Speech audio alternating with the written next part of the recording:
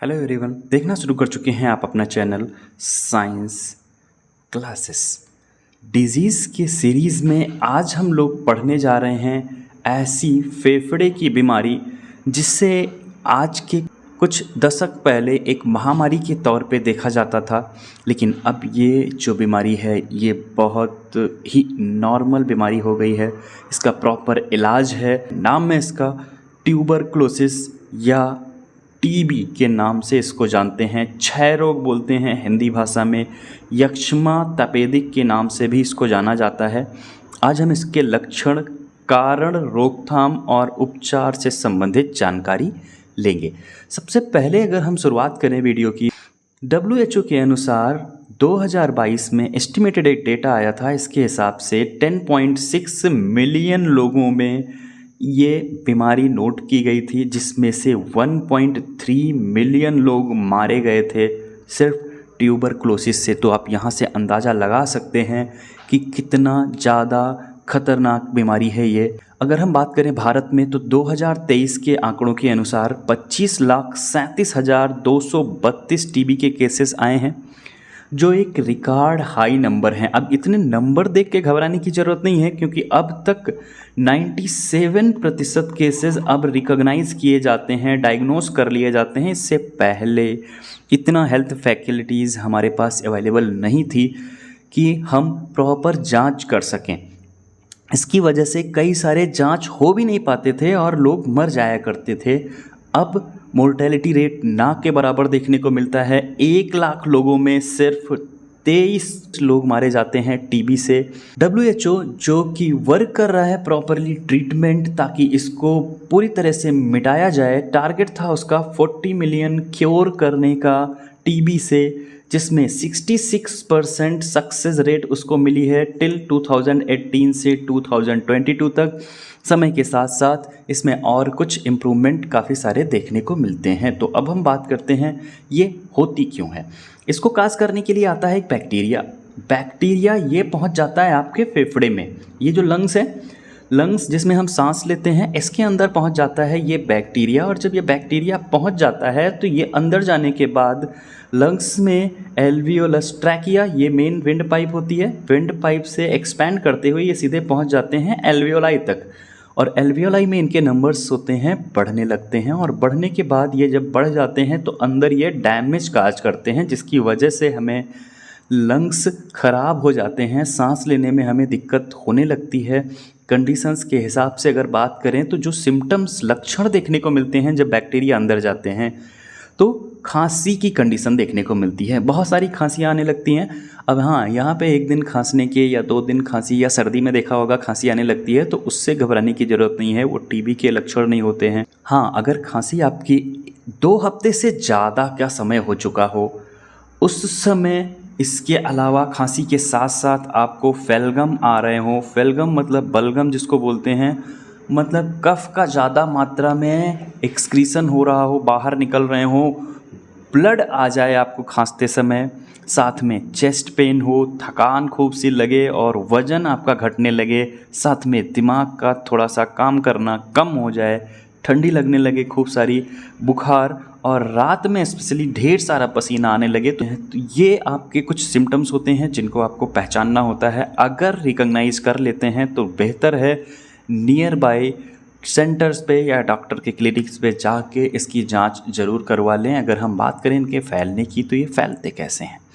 फैलने का पैटर्न इनका देखने को मिलता है जैसे किसी एक पर्सन में एक्टिव टीबी हो गई है, यानी कि ट्यूबरक्लोसिस के जो बैक्टीरिया हैं वो हो गए हैं। अब ये पर्सन अगर खांसता है, छींकता है या फिर हंसता है, गाना गाता है, तो जो एयर ड्रॉपलेट्स होते हैं ये हवा में निकलते हैं।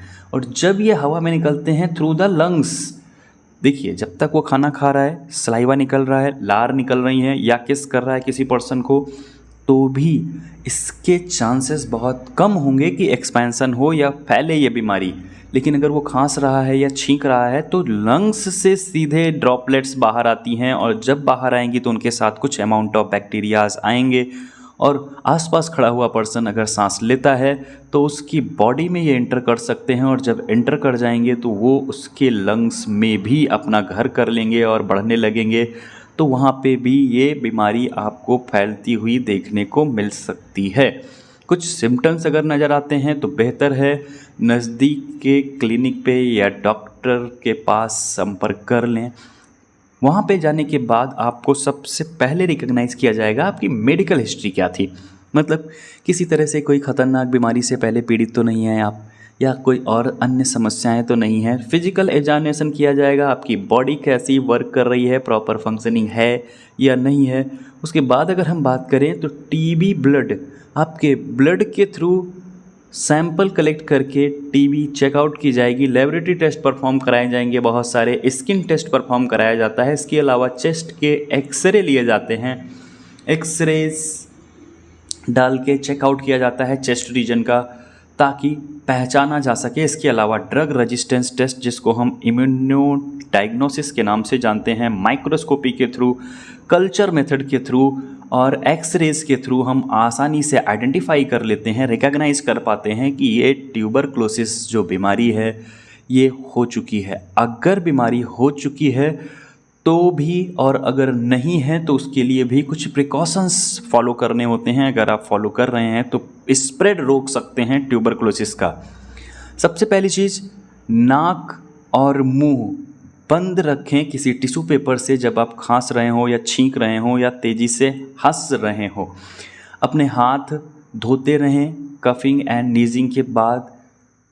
उस टिश्यू पेपर को ज़रूर प्रॉपर पैटर्न पे कवर्ड कंटेनर के अंदर थ्रो करें जिसमें आपके थ्रू यूज किया गया था during coughing, sneezing and laughing. Ventilate रखना चाहिए रूम, मतलब आपका कमरा ऐसा ना हो जिसमें सांस फूलने के डर हो। फ्रेश एयर आपके आसपास अवेलेबल होनी चाहिए। भीड़ भाड़ एरिया से जाने से बचें और पब्लिक ट्रांसपोर्टेशन का यूज ना करें उस ड्यूरेशन में जब आप टीबी से पीड़ित हैं। या फिर कोई गेस्ट आ रहे हैं, मेहमान मान लीजिए आ गए, तो उनको भी थोड़ा अवॉइड करने की कोशिश कर सकते हैं, उनसे बच के रख सकते हैं, कहीं उनको भी एक्सपेंशन फैलाव हो सकता है। अगर आपके पास एक्टिव पैटर्न पे टीबी है तो अपना मेडिकेशन प्रॉपर पैटर्न पे लें जैसा डॉक्टर ने बताया था। किसी तरह की कोताही या लापरवाही ना की जाए। टेस्ट, अगर आपको कफ 3 हफ्ते से ज़्यादा समय आ रहा है और कुछ सिम्टम्स नज़र आ रहे हैं तो इसको टीबी एज सच जितनी जल्दी हो सके टेस्ट करवा लें, ज़्यादा बेहतर होगा। फूड मटेरियल की बात करें तो जो खान पान है उस ड्यूरेशन में आप कुछ अवॉइड कर सकते हैं, जैसे product, refined product like sugar, चीनी आप अवॉइड कर सकते हैं। सफ़ेद ब्रेड खाना बंद कर सकते हैं, सफ़ेद चावल भी आप अवॉइड कर सकते हैं। इसके अलावा अगर आप मांसाहारी हैं तो रेड मीट अवॉइड करें, ज़्यादा बेहतर होगा। इसके अलावा ऐसे कंटेंट जिसमें फ़ैट और कोलेस्ट्रॉल के लेवल बढ़ा सकने की क्षमता हो या तली भुनी चीज़ें आप अवॉइड कर सकते हैं। ये कुछ प्रिकॉशंस होते हैं खान पान जो आप बेहतर है अवॉइड करें तो आप इनसे बच सकते हैं। अब बात करें अगर हम ट्रीटमेंट पैटर्न की, तो ट्रीटमेंट जो ट्यूबरक्लोसिस का होता है ये according to the CDC, center for disease control and prevention, इसके अकॉर्डिंग जो ट्रीटमेंट है ये कंसिस्ट किया जाता है एंटी ट्यूबरक्लोसिस थेरेपी। जो ट्रीटमेंट है इसको हम एंटी ट्यूबरक्लोसिस थेरेपी कहते हैं। इसके लिए एक पर्टिकुलर टाइम जोन होता है, ड्यूरेशन डिसाइड कर दिया जाता है। जो कॉम्प्लिकेशंस हैं आपके फेफड़े में कितना ज़्यादा एक्सपेंशन बैक्टीरिया का हो चुका है उसके हिसाब से आपको बहुत सारी दवाइयाँ दी जाती हैं और एक टाइम जोन दिया जाता है। उतने टाइम के अंदर आपको वो दवाइयाँ रेगुलर बेसिस पे बिना गैपिंग के लेनी होती हैं ताकि वो बैक्टीरिया किल किया जा सकें। Antibacterial drugs, anti TB drugs, special dietary meals आपको प्रोवाइड किया जाता है, प्रोबायोटिक्स एंड वाइटामिन्स, साथ में immuno stimulants and immuno modulators की आपको ज़रूरत होती है। ये सारी दवाइयाँ मल्टीपल आपको प्रोवाइड कराई जाती हैं। इंडिया में भारत सरकार के थ्रू एक संस्था डॉट्स के नाम से आप सुनते होंगे, DOTS, डॉट्स अपनाइए, खुद को बचाइए। इसके थ्रू आपको प्रॉपर पैटर्न, DOT का मतलब होता है डायरेक्टली ऑब्जर्व थेरेपी, ऐसी थेरेपी जिसमें आपको गवर्नमेंट के थ्रू हेल्थ केयर प्रोफेशनल जो आपकी एक्टिविटीज़ हैं वो प्रॉपर पैटर्न पे रिकॉग्नाइज करता है। मेडिकेशन आपको प्रॉपरली टाइम टू टाइम दिया जाता है, उसके थ्रू अपॉइंट कर दिया जाता है। इंश्योर करता है ये हेल्थ केयर प्रोफेशनल कि आप प्रॉपरली मेडिकेशन ले रहे हैं जैसा बताया गया है। टिक मार्क किया जाता है, प्रॉपर फॉलोअप लिया जाता है कि कौन कौन से दिन में आपने कौन कौन सी दवाइयाँ खाई। रेगुलर बेसिस पे आपको ये दवाइयाँ प्रोवाइड कराई जाती हैं। इंटरवल टाइम ड्यूरेशन बताया जाता है आपको, इतने दिन तक ये 2 डोजेज़ 3 डोजेज़ और फिर एक पर्टिकुलर टाइम के बाद अब 1 और 2 टैबलेट्स और उसके बाद फिर घटते घटते नंबर्स। और एट लीस्ट ड्यूरेशन की बात करें तो ये लगभग 6 से 8 महीने तक लगातार लंबे सुपरविज़न तक दवाइयाँ दी जाती हैं। 8 महीने से ज़्यादा का भी कोर्स हो सकता है, जिससे प्रॉपर पैटर्न पे टीबी का उन्मूलन किया जा सके, ख़त्म किया जा सके।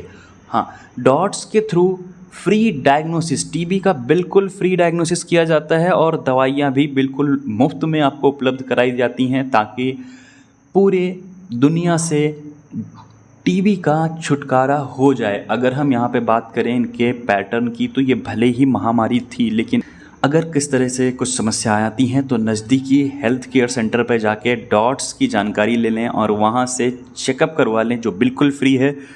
प्रॉपर दवाइयाँ हैं, घबराने की इस बीमारी में बिल्कुल ज़रूरत नहीं होती है। अगर हो भी गया है तो भी इसको आसानी से इसका निर्मूलन किया जा सकता है, हटाया जा सकता है। बहुत लोग इससे ट्रीट हो चुके हैं, तो ये अभी बिल्कुल लाइलाज जैसी समस्या नहीं है। अगर किसी तरह की समस्या लगती है तो नज़दीकी अस्पताल में आप जाके संपर्क कर सकते हैं। इससे संबंधित उम्मीद है जो डिटेल इन्फॉर्मेशन आपको उपलब्ध कराई गई अच्छे से समझ में आई होगी। अगर किसी तरह की समस्या लगती है या कुछ संदेह है, नीचे कमेंट बॉक्स ओपन है, आप वहां से हमसे पूछ सकते हैं, या फिर डिस्क्रिप्शन बॉक्स में हमारी इंस्टाग्राम आईडी का लिंक दिया गया है, आप वहां से हमसे संपर्क कर सकते हैं। अगर चैनल सब्सक्राइब नहीं किया है तो चैनल ज़रूर सब्सक्राइब कर लीजिएगा, ताकि अपडेटेड जो भी नए वीडियोज़ आते रहें इस तरह से जनरल इन्फॉर्मेशन के साथ, वो आपको मिलते रहें। और दोस्तों के साथ शेयर करना मत भूलिएगा, ताकि वो भी इससे संबंधित लाभ ले सकें। मिलते हैं अगले वीडियो में नेक्स्ट डिजीज़ सेगमेंट के साथ। अभी के लिए इतना ही। जय हिंद।